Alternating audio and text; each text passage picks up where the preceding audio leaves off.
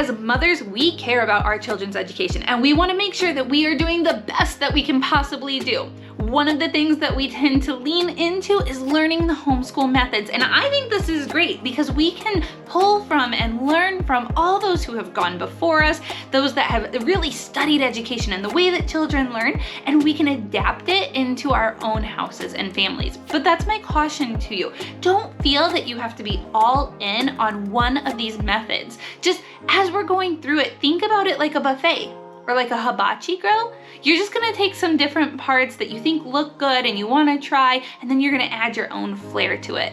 And actually that method is called eclectic. So that's our first method, being eclectic, using lots of different methods and resources, and that can be what you go with. I would say that's what most experienced homeschoolers end up calling themselves, is eclectic. Let's knock a couple quick ones off the list, like traditional. Traditional is everything you would think with a public school. It's very scheduled, structured, you're using curriculums, you might be using desks, and this is usually where a lot of new homeschoolers land in their first year because it's what they're familiar with, and that makes sense. But if you get stuck in that and it's not what's working best for your family, then you need to realize that you can really change it up and try something else, and that's okay. The traditional method will use tests to score your children and to make sure that they are keeping up with standards. With the traditional style, it's also convenient to be able to buy like the big box curriculums. You're thinking like a Becca in this situation. And if you want to learn more about how much some curriculums cost, I do have a video on that as well.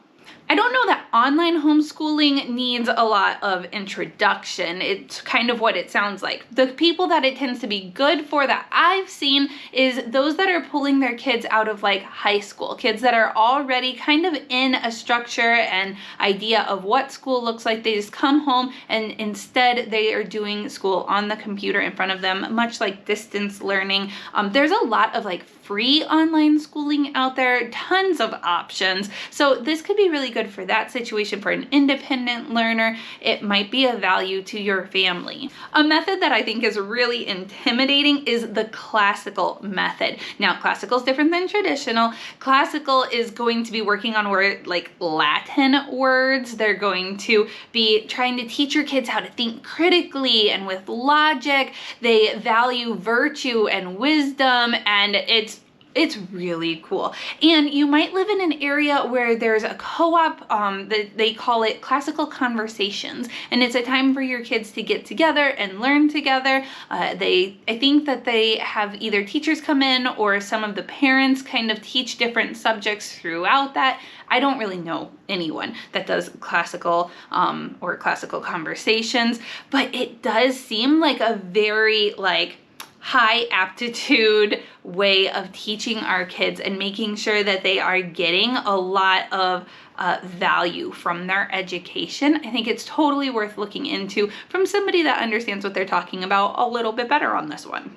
You've probably seen influencers talk about being Charlotte Mason inspired. Charlotte Mason is like all the rage. She's an educator from the past that really wanted to kind of like flip some traditional stuff and give kids more outdoor learning. She believed that children needed time to play, that the younger children should really only have 15 minutes of lessons at a time, and then as they get older, that amount of time grows, but that we really need to allow children to have time to like rest and reset their brains, and that playing is a way of learning as well. She is really hardcore into living books, which is beautiful. This is the idea of like, instead of learning history from a textbook, you would get a beautiful book to learn about somebody's life who experienced that time frame. Nature studies, which is a big thing for her. Getting outside. I think she wants your children outside like 6 hours a day. Nature journaling. I think that these things are really great. She talks a lot about habits and habit training, which is something that we are very into in our house. Narrating. So when when your children read something, they should narrate it back to you. If you do a read aloud to your children, they should narrate back to you what they heard and understood. And this idea of them being able to talk about it, really helping them organize their thoughts and teach it on to others too. That's how we learn, being more hands-on and involved. So yeah, Charlotte Mason has a lot to offer. Highly recommend checking out more of her things. There's gonna be lots linked below. Reggio, Emilia. Bet you didn't see that one coming. It's not spoken of very often, which just kind of, I don't know why, but I would say that this is probably one of the methods that I am closest to, and I'm so excited to tell you guys about it. Okay, so the idea here is that educators, teachers, parents should be co-learners with their children. Instead of just spoon-feeding your children the information, you are trying to figure out what they're interested in, or just like kind of live life with them, and then help them to learn on their own, help them to learn how to ask questions, allow them to fail sometimes, because that's how a lot of us learn, is through failing. This one really gives kids credit for being able to help with their own education, for being curious. It accommodates children of all learning styles and ages and allows them to pursue their own interests and really weave learning into everyday life. And then you're doing a lot of projects and hands-on things. This is a great way for them to develop their skills, to ask the right questions. So I love this. I think it's fantastic. There is so much here that lines up with what I believe, and I'm really excited to dig more into. A lot of methods are going to talk about having projects to give to the student, but project-based learning specifically focuses on this. And so maybe the parent gives the student the project, or the student chooses their own project, but they're gonna have to use a lot of critical thinking skills. They're gonna have to figure out how to present this project at the end of the term or semester. Will it be in a book? Will it be a presentation? What will that look like? And so that uses a lot of creativity, of thought. It might incorporate also like learning how to work well with others to make things come together and happen. I do think that like as a senior, we had senior projects in public school, and that's kind of like this. Like I had to work with others to get our project done, and I think that was really beneficial. One of the best things that I learned, that really like hands-on, life applicable learning. And so there's definitely a place for project-based learning in your homeschool at some point. The Waldorf method really took me some time to try to understand what's different between it and some of these other methods, especially Charlotte Mason, because it has a lot of emphasis on nature, on play, but kind of more so even with the imagination, with imaginary play. It seems to be a really heavy focus here. And there's not so much of like not curriculum as in living books like Charlotte Mason does, but just like making up stories and play, or recreating like the daily events in a story. There's a heavy story focus there.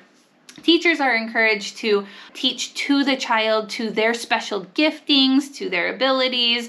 And so that's really a cool thing. It's very hands, head, and heart. And so it wants to get the full child involved in everything that's going on. And it seems to have some spirituality behind it, but I couldn't find a ton of information on that when I was just looking this up. However, it does come out of World War I. And this was interesting to me. I love history. But Rudolf Steiner was actually asked to create a method that would promote peace amongst humankind. And so you see a lot of that in this. It's very, it's got rhythms to it where it's got some predictability, but it's got a lot of like relaxation and play and imagination. And I think that you can see some of that coming out in this method. While we're talking about history, can we talk about unschooling? So here's the thing that you need to know about unschooling. Unschooling is developed by John Holt, so you can go find a ton of stuff by him, but it was developed out of the Uncola time frame. Like, so it's like, okay, so Uncola is like, it's not dark pop, it's Uncola, and then this is like that. It isn't traditional school. It's education done a different way. It doesn't look like school. It doesn't resemble school. We are going for something else. So unschooling is really broad though. And so when people say that they're unschoolers, you should really ask what they mean by that. It could mean that the parents are completely hands-off and they just let their child run around and learn in natural, everyday kind of settings and ways.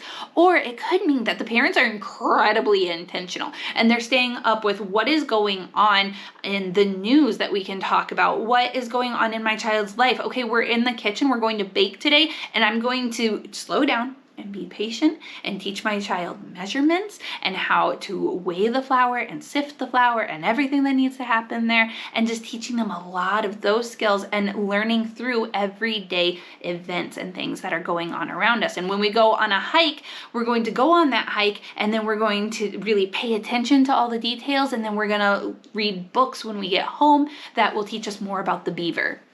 That's actually a video I did. We had to learn more about the beaver after our unschooling day. So you can check out that video if you are interested in more.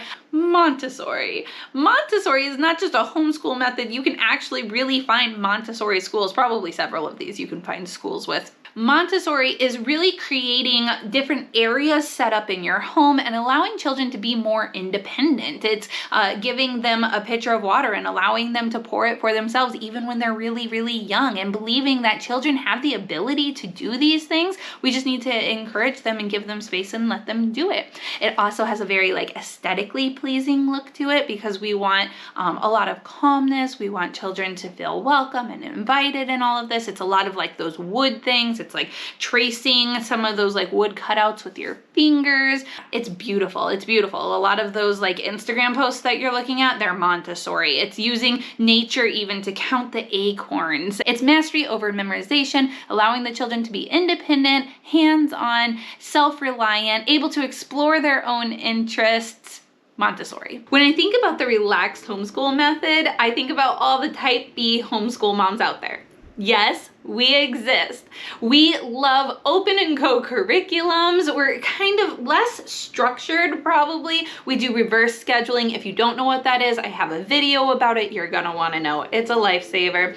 You're not sticking by times, maybe block scheduling. I have a video on that also. But this is probably following a lot more of your child's interest also, and not worrying about keeping up with the status quo.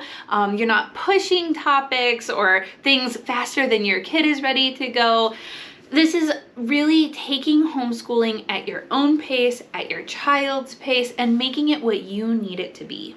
Forgive me while I read this next section right off of my computer to you. It's about the Thomas Jefferson method. And so it's everything that you would kind of think of with the starting of the country and a lot of people still needing to be really active in agriculture, but wanting to be critical thinkers to be part of politics as well. So it's got a strong focus on history, science, mathematics with a classical approach. So you're going to be learning Latin and Greek in there as well. Education that prepares children to be productive and engaged members of society, that they know how to critically think for themselves. Super beneficial. Okay, I think that just leaves us with unit studies, and we love unit studies. We use unit studies quite often in our homeschool because it allows our family to come together and learn together, and we can all learn at our own levels too. But what it is taking a topic or a theme and then kind of integrating all of our subjects into that for the designated amount of time that we want to be learning about that. Here is a video about unit methods if you want to, unit studies, if you want to learn more about that. And make sure that you are subscribed if you're interested in seeing more curriculums, learning styles, different things regarding the family style learning. Thanks so much for being here. I'll see you next time. Bye-bye.